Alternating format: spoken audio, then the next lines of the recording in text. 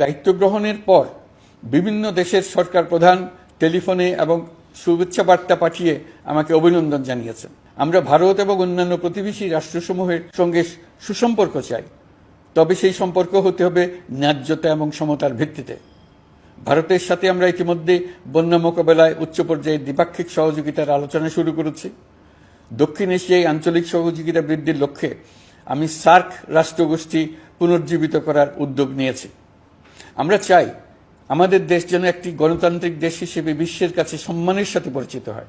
দেশের পরিকল্পনা যেন দেশের মানুষ কেন্দ্রিক হয়, কোনো নেতা বা দল কেন্দ্রিক না হয়। বিভিন্ন দেশের রাষ্ট্রদূত এবং হাই কমিশনার বৃন্দ আমার সাথে সাক্ষাৎ করে দ্বিপাক্ষিক সহযোগিতা বৃদ্ধির আশ্বাস দিয়েছেন।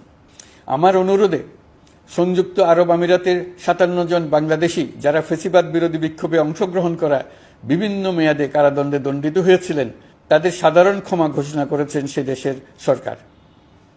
ইতিমধ্যে তাদের কয়েকজন দেশে ফিরে এসেছেন। এই ক্ষমা প্রদর্শন ছিল অতি বিরল একটি ঘটনা। এই জন্য আমি সংযুক্ত আরব আমিরাতের রাষ্ট্রপতি শেখ মোহাম্মদ বিন জায়েদ আল নাহিয়ানকে ধন্যবাদ ও কৃতজ্ঞতা জানিয়েছি আপনাদের সবার পক্ষ থেকে।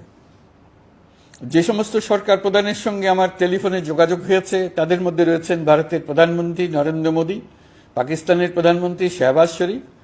আমরা স্বৈরাচারী হাসিনা সরকারের অহেতুক কোটি কোটি টাকা ব্যয়ের প্রকল্প বাস্তবায়িত হতে দেখেছি, যেগুলো কখনোই দেশের মানুষের জন্য ছিল না, বরং এর সাথে জড়িত ছিল কুৎসিত আমিত্ব এবং বিশাল আকারের চুরি।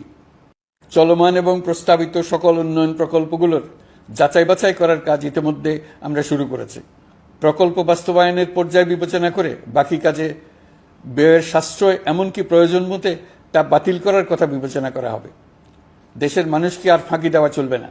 কর্মসংস্থান তৈরি করবে এমন প্রকল্পগুলোকে আমরা অগ্রাধিকার দেব। লুটপাট ও পাচার হয়ে যাওয়া অর্থ ফিরিয়ে আনার উদ্যোগ আমরা নিয়েছি। আর্থিক খাতে শৃঙ্খলা ফিরিয়ে আনতে একটা ব্যাংকিং কমিশনও গঠন করার উদ্যোগ নেওয়া হয়েছে। বিভিন্ন ব্যাংকের পরিচালনা পরিষদ পুনর্গঠন করা হয়েছে। ব্যাংকিং খাতে এই 1 মাসে বিরাট পরিবর্তন এসেছে, আপনারা নিশ্চয়ই সেটা লক্ষ্য করেছেন। আমরা এই খাতে নিয়ম নীতি প্রতিষ্ঠা করতে পেরেছি। আরও অনেক কাজ বাকি রয়েছে।